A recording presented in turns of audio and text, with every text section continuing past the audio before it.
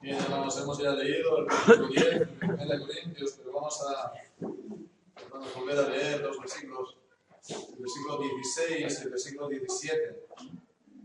En el capítulo 10 de 1 Corintios, pues, versículo 16 y 17.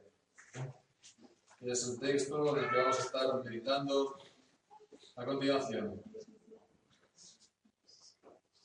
Dice así la palabra del Señor: la copa de bendición que bendecimos, ¿no es la comunión de la sangre de Cristo?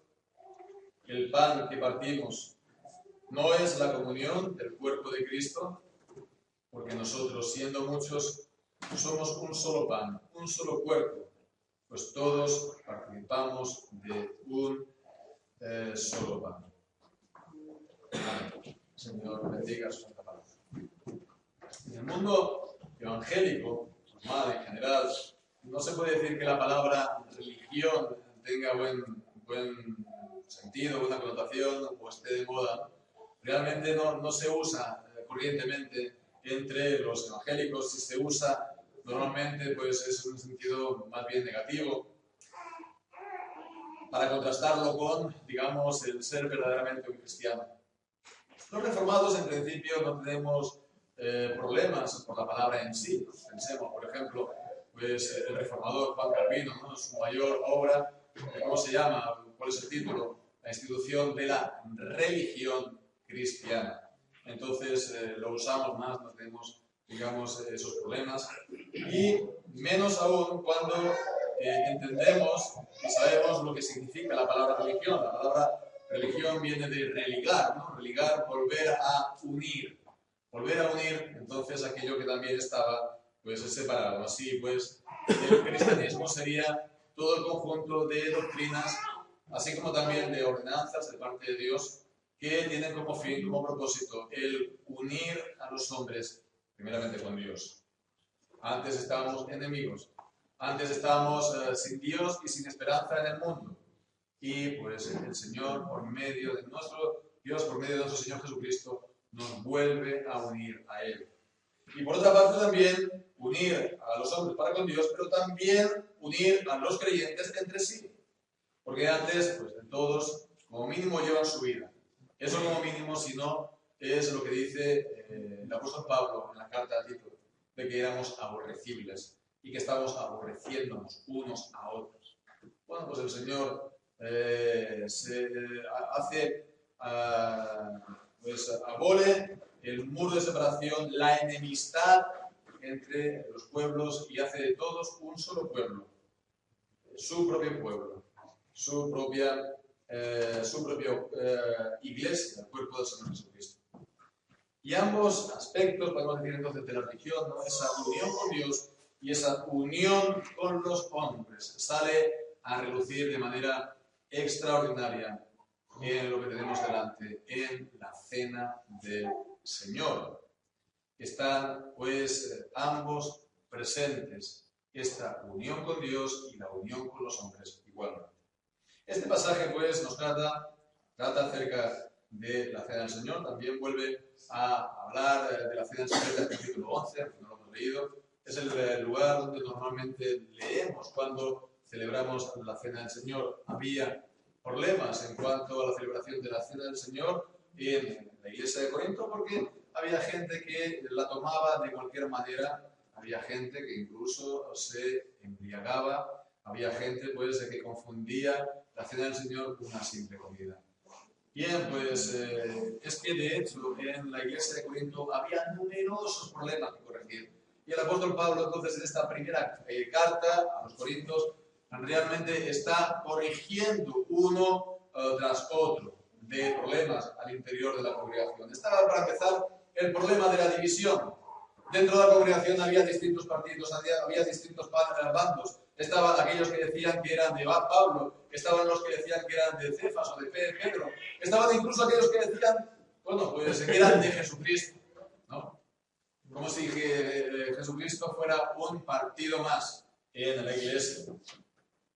Estaban también problemas serios, graves, de inmoralidad sexual, que dice Pablo, eso ni siquiera se nombra entre los gentiles. Había un hombre que tenía a la mujer de su padre, a su madrastra.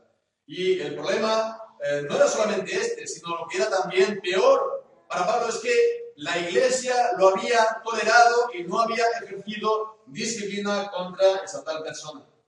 Había también pleitos y disputas que los cristianos lo llevaban hasta los juzgados, hasta los jueces incrédulos, pleitos y disputas entre ellos mismos, ¿verdad? Disputas legales, y ellos estaban denunciando a otros hermanos ante los jueces incrédulos.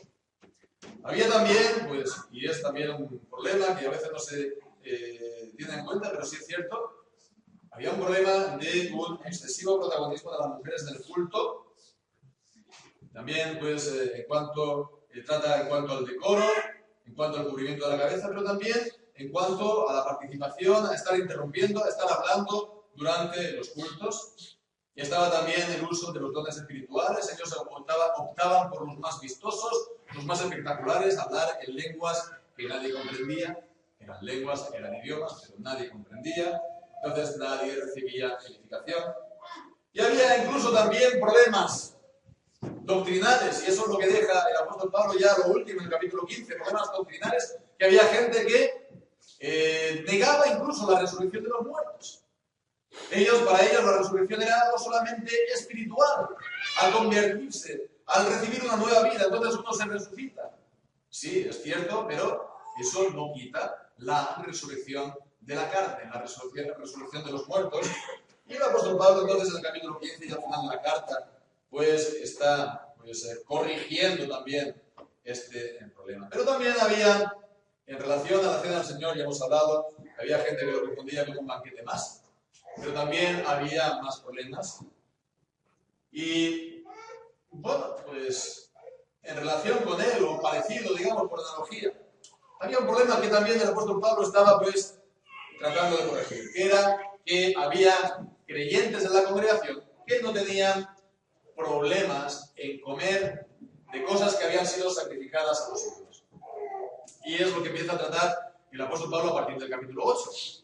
Entonces está diciendo que, bueno, pues sí, es verdad. En el capítulo 8 el apóstol Pablo dice, es verdad, no existen los ídolos no son nada. Entonces, pues en realidad, teóricamente no debería haber ningún problema por comer, por cosas que han sido sacrificadas a los ídolos. Pero el problema era que había otros creyentes que tenían una conciencia débil. Es decir, que si veían a otros cristianos que estaban comiendo de cosas sacrificadas a los ídolos, eso les hacía pecar, ¿verdad? En su corazón, o les debilitaba mucho en la fe.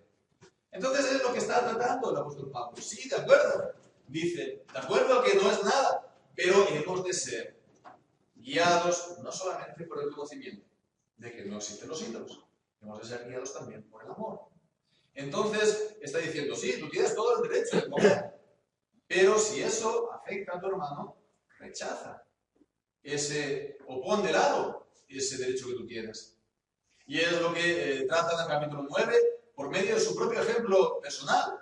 Él dice, yo soy apóstol, yo tengo derecho, ¿verdad?, de recibir una paga, de ser sostenido por las iglesias de los cristianos, porque estoy trabajando en el Evangelio. Pero yo, dice Pablo, lo pongo de lado porque no quiero causar problemas, no quiero ser un estorbo para nadie en cuanto a la fe. Entonces, yo tengo ese derecho, pero lo pongo de lado. Entonces, tenéis derecho, sí, a comer de cosas que sean sacrificadas, pero no al precio de ofender y de dañar la conciencia de otros hermanos. Y entonces ya en este capítulo 10 ya resuelve este problema, pues hablando, pues sí, si vas a la carnicería, pues hombre, tendrás que comer, ¿no? Tienes que comer algo, entonces no sabes tú si ha sido sacrificado o no, entonces no busques saberlo. No busques saberlo, compra y come, porque tienes que comer. Los ídolos nada son. Entonces tú ni lo sabes tú, ni lo sabe la gente de alrededor.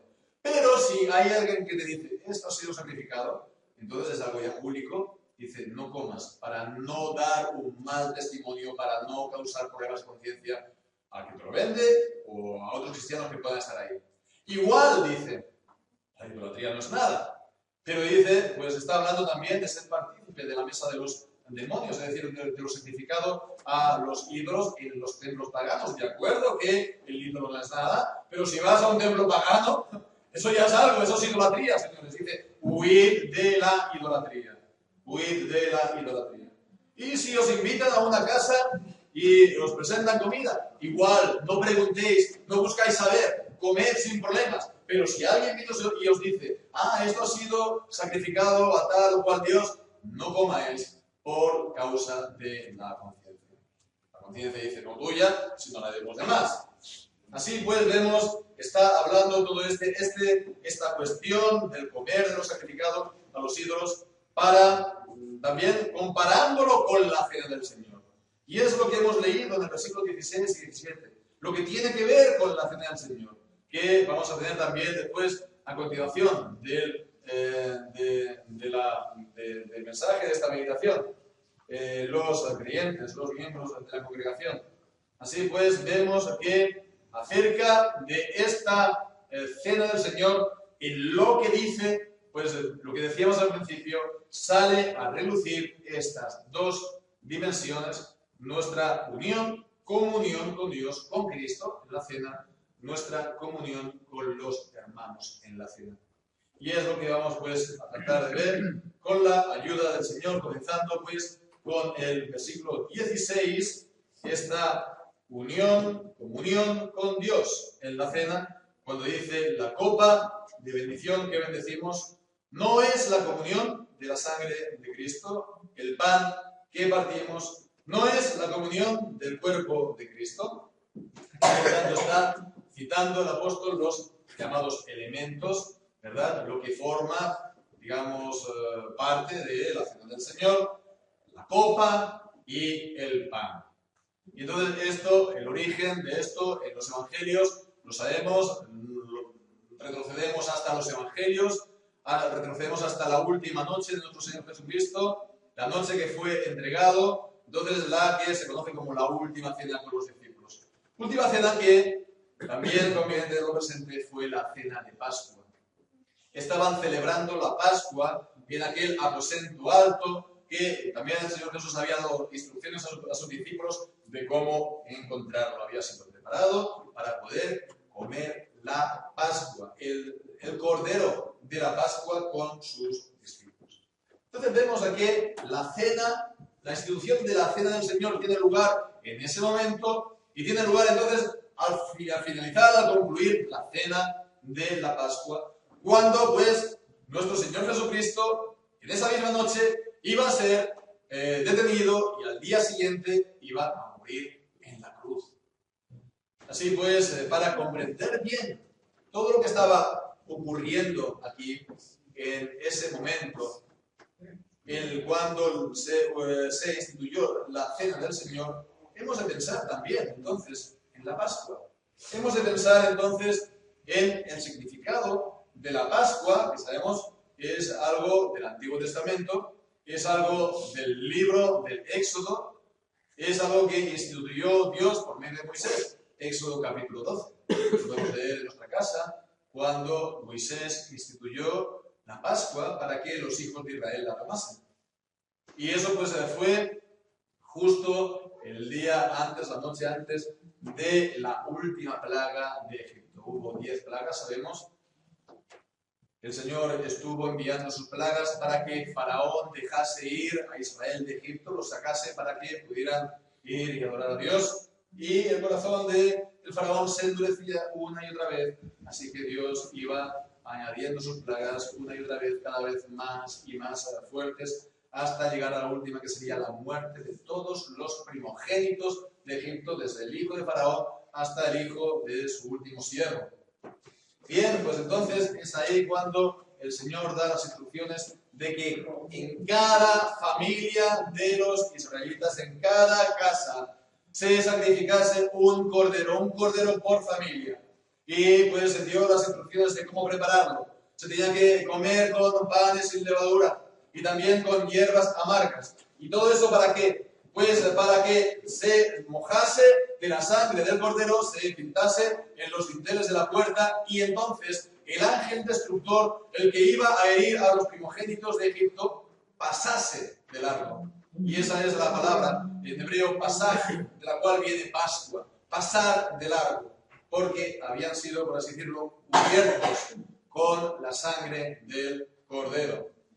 Bien, pues entonces vemos, este es el origen de la Pascua, este sacrificio que se hacía en cada casa de los israelitas. Un sacrificio, por lo tanto, hermanos, exclusivamente para el pueblo de Dios.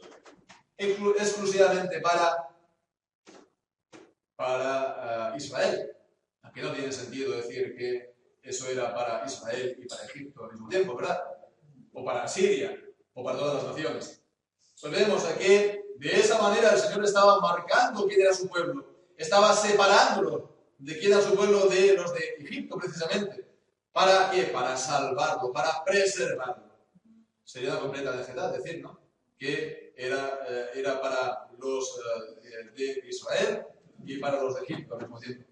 Pues hermanos, pensemos, la Pascua era el tipo del sacrificio de Cristo.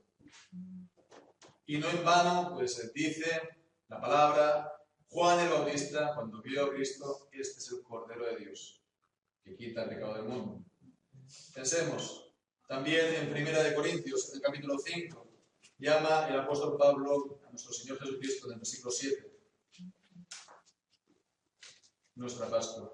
Limpiad pues la vieja levadura, para que seáis nueva masa, porque sois como sois sin levadura, porque nuestra Pascua, que es Cristo, fue sacrificada por nosotros.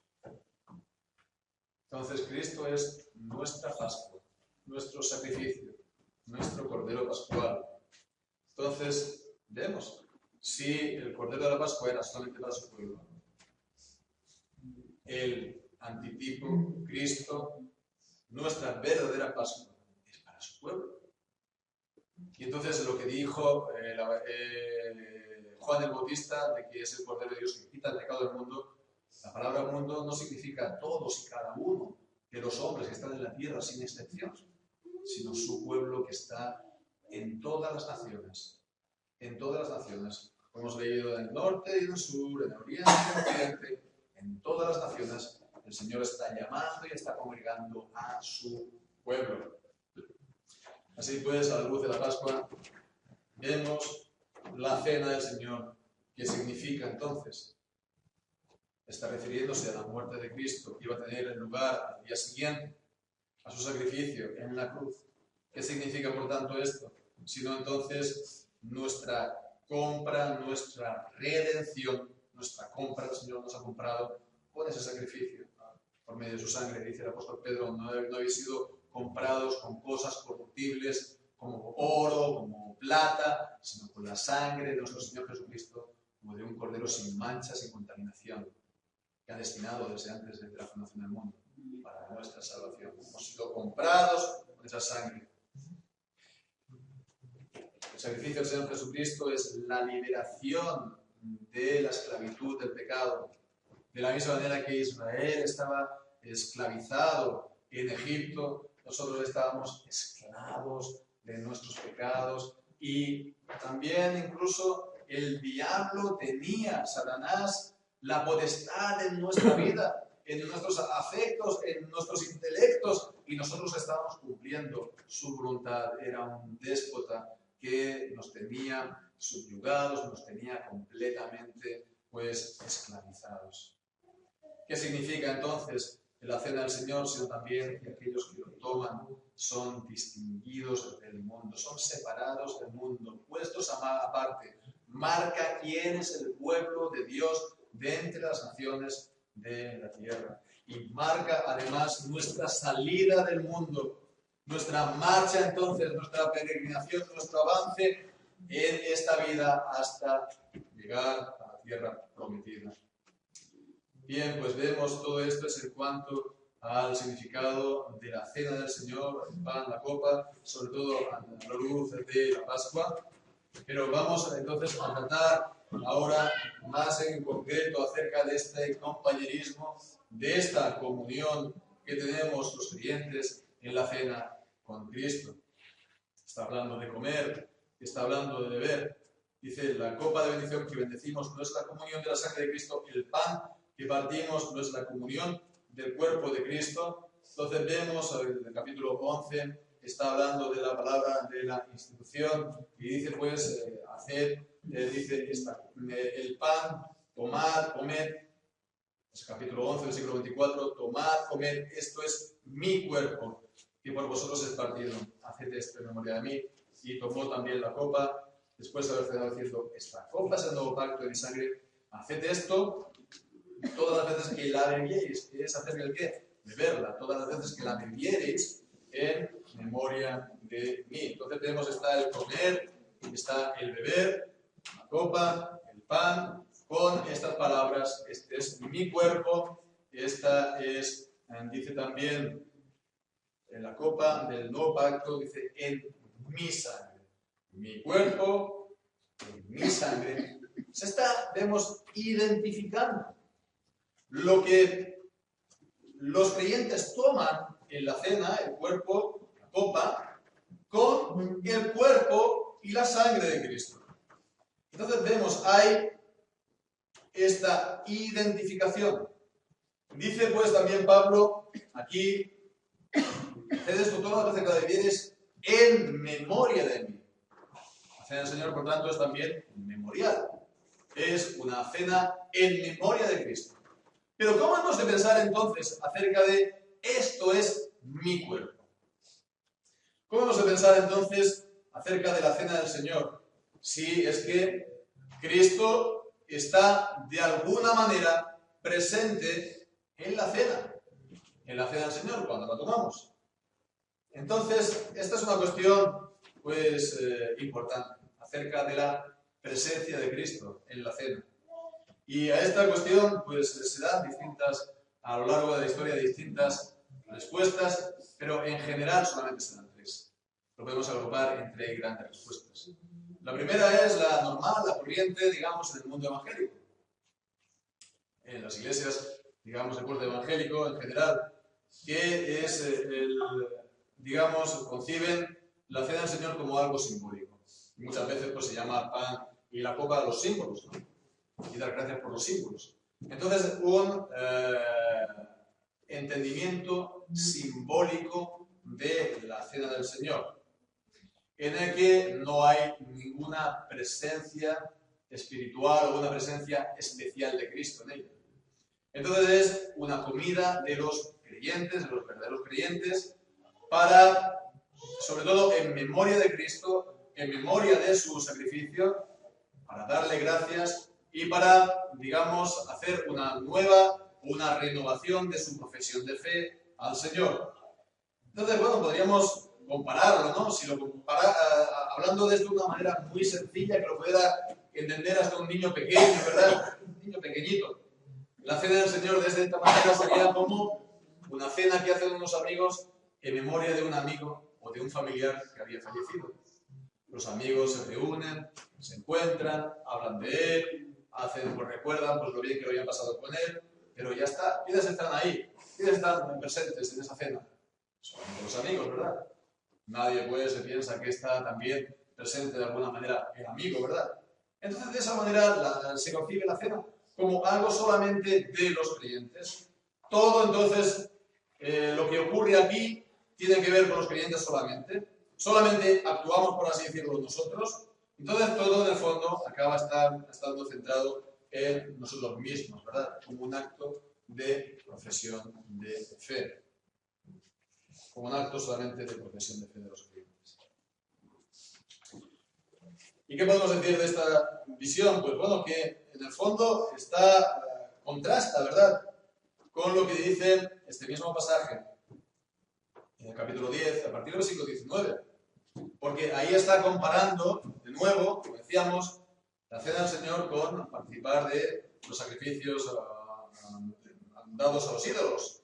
Y ahí leemos entonces el versículo 19, o versículo 20, antes digo que lo que los gentiles sacrifican, a los demonios lo sacrifican y no a Dios. Y no quiero que vosotros seáis partícipes de los demonios.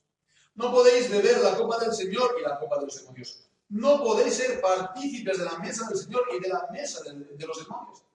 Aquí está hablando de ser partícipes de los demonios.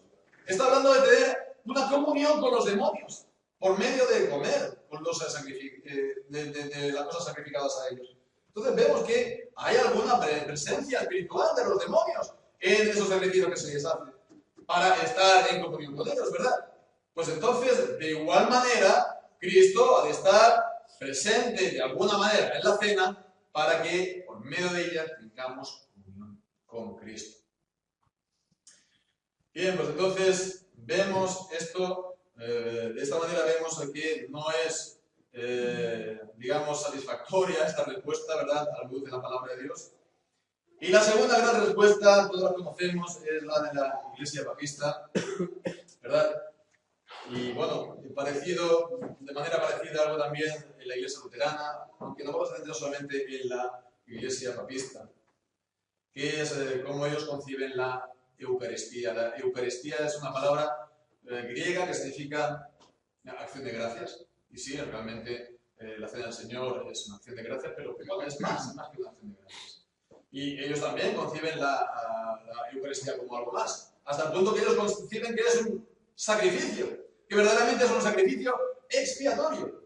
Y bien, pues entonces vemos, es realmente importante en ellos, tal como ellos conciben la Eucaristía. Juntamente con el papado, la figura del Papa de Roma, sin duda, ¿no? Como decía Valera, ¿no?, el reformador Cipriano Valera, las dos piedras angulares, ¿no?, es el papado por un lado y la Eucaristía. Un católico romano puede ser de todo en la vida, pero si le quitas cualquiera de estas dos cosas, ya deja de serlo. Bien, pues entonces fijémonos, ¿no?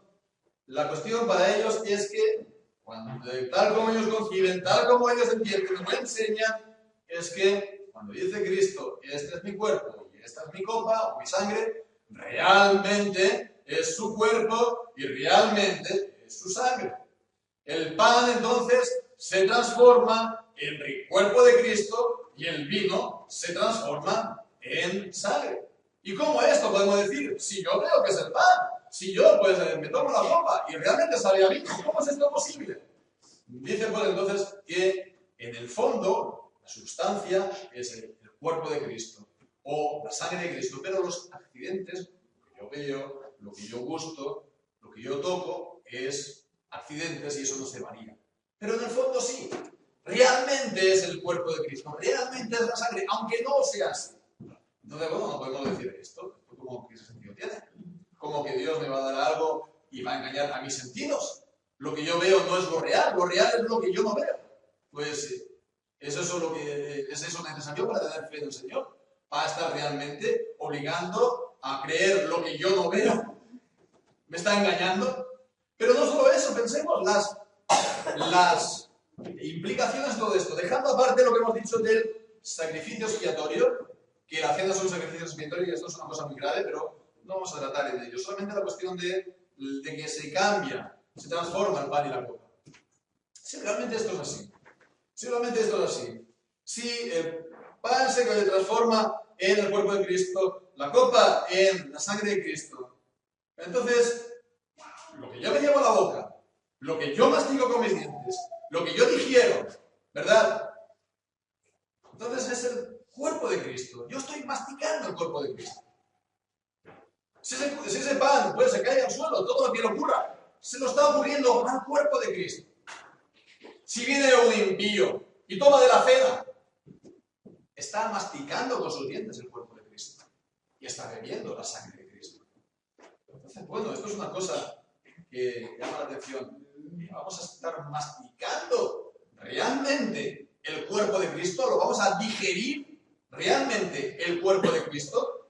¿Qué diríamos a esto? ¿Vamos a ser más que Dios? ¿Nos vamos a divinizar? ¿Estamos comiendo a Dios? Es por eso que en la Reforma esta enseñanza, podemos decir, tenían horror verdaderamente de lo que decían acerca de la cena. No es una cosa tan simple. Y es por eso que hemos de tener mucho cuidado. Porque, cuidado en lo que estamos diciendo, ¿verdad? Pablo está diciendo, no podéis participar de la mesa de Dios y la mesa de los demonios.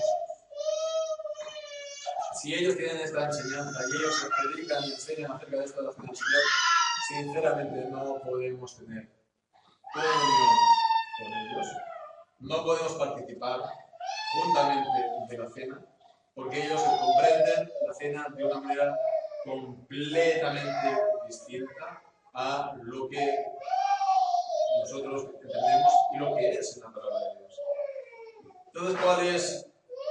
En tercer lugar, decíamos, había tres grandes respuestas. Por la tercera respuesta, hermanos, acerca de la presencia de Cristo, que es la enseñanza de la Reforma, de los reformadores de Calvino y pues, de las iglesias reformadas, que enseñan, sí, la presencia de Cristo en la cena. Cristo está presente, no es una cena en memoria de un amigo que está ausente, sino que está presente, pero es una presencia espiritual. Es una presencia espiritual por el Espíritu Santo.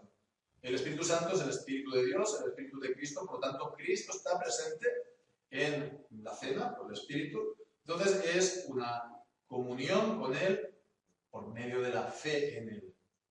Entonces, es un sacramento en el sentido de que el Señor nos está presentando a Cristo visualmente a través del pan y de la copa, nos recuerda su muerte, su cuerpo partido, su sangre derramada, y nos dice que lo tomemos para que, de la misma manera que nos alimentamos del pan o bebemos la copa, el vino, de esa misma manera, pues Cristo nos alimenta cuando participamos en fe en Él, cuando tenemos fe en Él. Cristo nos alimenta, es el verdadero pan, como dice Juan capítulo 6, el verdadero pan que descendió del cielo, es el verdadero maná, es el que nos fortalece en nuestro interior, el que fortalece nuestro corazón y nuestra alma. De la misma manera, cuando comemos la copa, pues sabemos que representa la sangre de Cristo, ¿verdad? Y la sangre de Cristo es lo que borra y limpia todo pecado. Así, por lo tanto, al llevar pues, la copa y el vino a nuestro interior, así de esa manera el Señor pues, nos está diciendo que va a limpiar y borrar todo pecado en nuestra alma, en nuestro interior, hasta lo que está más oculto en nosotros. Así, por lo tanto, es de la misma manera que, no que se transforma en, sino que de la misma manera que tomamos el pan, la copa, así Cristo nos alimenta y nos santifica cuando tomamos de los elementos, en fe en Él. Bien, pues entonces vemos que de esa manera, al tomarlo, estamos tomándolo con fe en Él, se renueva también nuestra fe en Él, ¿verdad? Y es algo, un momento especial. Tenemos un momento, por lo tanto, de comunión con Cristo que está presente en la cena de una manera especial, espiritual. Bien, pues entonces esta es, en definitiva, esta comunión con Cristo en la cena, pero vemos que también hay otro elemento importante que es la unión entre los creyentes. Y es lo que leemos en el versículo 17, porque dice, porque nosotros, siendo muchos, somos un solo pan, un solo cuerpo. Pues todos participamos de un solo pan. Esta es la traducción que hemos hecho, la nueva revisión, que realmente traduce de manera simple, sencilla, lo que dice el griego. En la antigua versión del 60, la que conocemos todos, estamos habituados a ella, dice, siendo uno solo el pan, nosotros con ser muchos somos un cuerpo. Pero realmente lo que dice el griego, literalmente el mismo orden, simplemente es un pan, un cuerpo, los muchos somos. Los muchos somos un pan, un cuerpo. Los muchos, ¿verdad? Distintos, cada uno del otro, los muchos somos un pan, un cuerpo. Así pues vemos que estamos mostrando que somos uno, unidad, un pan, un cuerpo. No solamente los creyentes, cada uno por su lado, por separado, sino además un cuerpo, un pan, un cuerpo. Estamos pues, vemos representando la unidad del cuerpo. Bien, pues a participar todos de un solo pan. Bien, pues entonces estamos hablando, vemos que la Biblia nos habla de esta unión que los creyentes, todos los creyentes tenemos con Cristo. Y utiliza distintas imágenes. Por ejemplo, la vid y los pámpanos, ¿no? En Juan capítulo 15. Está también otra que es bien importante, por medio del matrimonio, la imagen del matrimonio. Por ejemplo, leemos en Efesios capítulo 5, lo que dice acerca del matrimonio y lo refiere a la unión de Cristo y los creyentes, Cristo y la Iglesia. Y ahí pues leemos que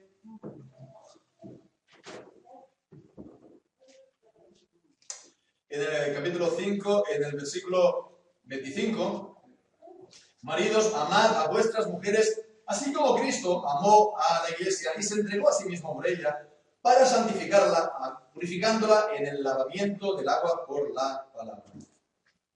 Y continúa diciendo, pues, en el versículo 28-29, que ninguno aborreció jamás a su propia carne, sino que la sustenta y cuida, como también el Señor a la Iglesia, y dice, porque somos miembros de su cuerpo, de su carne y de sus huesos. Vemos, está hablando de los creyentes y de Cristo. Por eso dejará el hombre a su padre y a su madre, y se unirá a su mujer, y serán los dos una sola carne. Dice, este misterio es grande, mas yo digo esto con respecto a Cristo y a la Iglesia. ¿Qué significa todo esto? Que esta unión del matrimonio sirve para ilustrar esa unión, esta otra unión entre los creyentes, la Iglesia y el Señor Jesucristo. De la misma manera que la mujer es, el cuerpo del marido y el marido, la cabeza de la mujer, porque dice que ya no serán dos, sino una sola carne, ¿verdad? Así también ahora los creyentes es el cuerpo del Señor Jesucristo y Jesucristo es su cabeza. Así, por lo tanto, los creyentes, vemos, al participar, estamos mostrando que somos ese cuerpo de Cristo, un cuerpo. Los creyentes, la Iglesia, no solamente está participando cada uno por separado, ¿verdad? Todos juntos. Y al hacerlo todos juntos, estamos mostrando el cuerpo de Cristo. El cuerpo que está unido a su Señor. Está mostrando visiblemente el cuerpo que solamente conoce el Señor, la Iglesia es invisible. El cuerpo por el cual Cristo murió, para lavarla, para purificarla. Y ahora pues, al tomar todos del pan y la copa, los alimenta espiritualmente y los limpia espiritualmente. A cada uno, pero también, ¿verdad?, al cuerpo, también al grupo, también a la unidad. Entonces vemos qué gran maravilla, qué gran unidad esta. Qué cosa más admirable.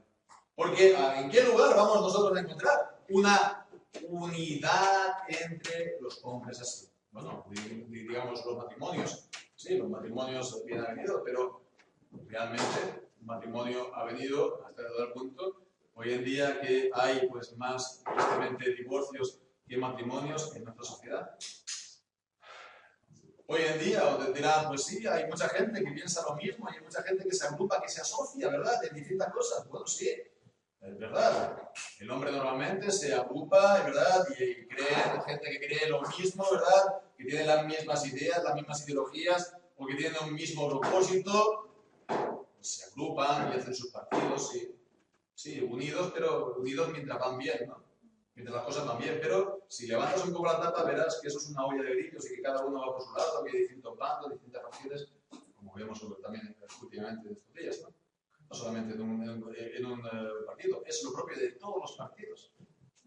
Realmente están unidos pues con alfileres. ¿Dónde vamos a encontrar una unidad semejante que la que encontramos al participar todos juntos de la cena del Señor? Porque se da esa unión del creyente con Cristo, pero esa unión pues, de todos los creyentes con Cristo y de esa manera esa unión de todos los creyentes entre sí. Por eso es muy importante la cena del Señor. Hemos de ser pues, cuidadosos. La cena del Señor ha de ser guardada santa. Es un sacramento porque Cristo pues, está presente de una manera especial, espiritual, da unas promesas y ha de ser guardado santo para que, dice el Señor Jesucristo, no des lo santo a los enfermos. No hemos de dar lo santo a los impíos, a los profanos, ¿verdad? No que ellos vayan a morder por sus dientes el cuerpo del Señor, pero si lo hacen, si participan, pues como dice capítulo 11, juicio come y llevará así. Entonces es una cosa bien importante, muy importante, de una gran, suprema importancia, y hemos de guardarlo. ¿Para quién? Para los que han de ser los participantes de la cena, los que son creyentes en el Señor Jesucristo. Entonces es una cosa a tener en cuenta. Y bien, pues al considerar pues, esta unidad, los que no participan de la cena del Señor y que creen en el Señor, por una razón o por otra todavía no participan, pues ¿cuál debería ser esto? Sino el deseo de poder participar, ¿verdad? Ya sean jóvenes, ya sean mil circunstancias. Los deseos de tener esta comunión con Cristo y los deseos de tener esta comunión, esta unidad, compañerismo con todos los creyentes. En ningún otro lugar vamos a tener una comunión semejante. El participar va a dar también un cambio en nuestra vida.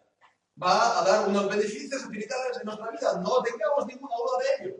Pero el mismo hecho de participar, de tener esa comunión, ¿verdad?, con Cristo y con los hermanos, ¿dónde lo vamos a tener? Si te presentan lo mejor, no lo vamos a desear.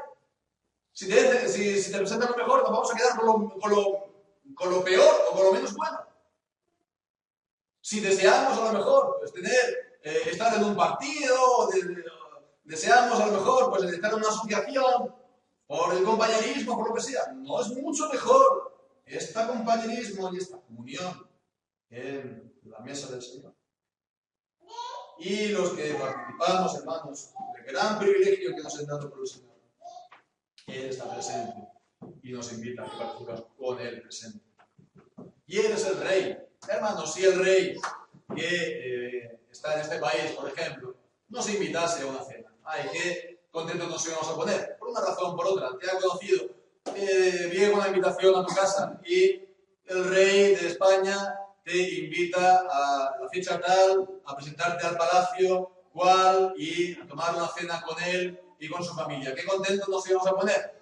Digo yo, por el privilegio de haber sido seleccionado, de estar con el Rey de España. Qué gran privilegio, pero pensemos, hermano, que no es un rey humano, es el Rey de los reyes y el Señor de los señores.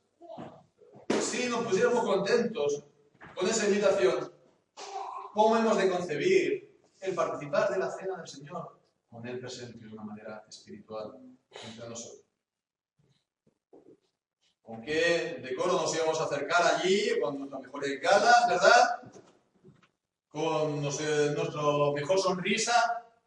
Hermanos, hemos de acercarnos a la mesa del Señor de igual manera, hermanos, con humildad en nuestros corazones, pero también, ¿verdad?, intentar agradarlo, no con un corazón apenado, no con un corazón triste, sino con un corazón alegre por estar en la presencia de nuestro Señor, poder tener comunión con Él y con los hermanos.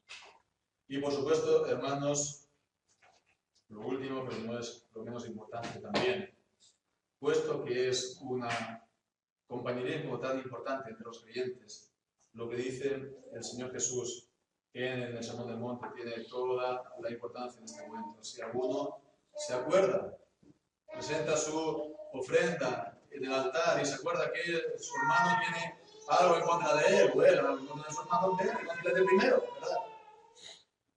Con él hemos de participar, ¿verdad?, sin carga en nuestro corazón, nada malo que nos hayan hecho ningún hermano, perdonando en nuestro corazón a todo hermano, a toda hermana, y tener un corazón, pues, simple, ¿verdad?